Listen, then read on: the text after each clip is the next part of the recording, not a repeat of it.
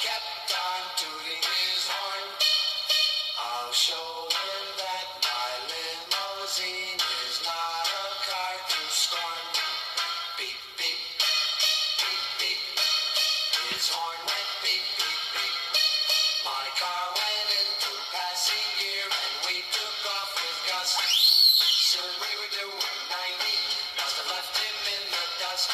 When I peeked in the mirror of my car, I couldn't believe my eyes. The bubble car was right behind. I think that guy could fly.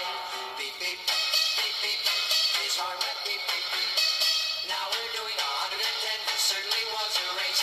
For Apollo to pass a limo would be a big disgrace. The guy was the one who passed me out as he kept on tooting his horn.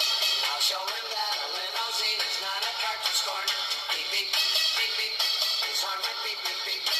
Now we're doing 120 as fast as I could go. The bubble pulled alongside of me as if I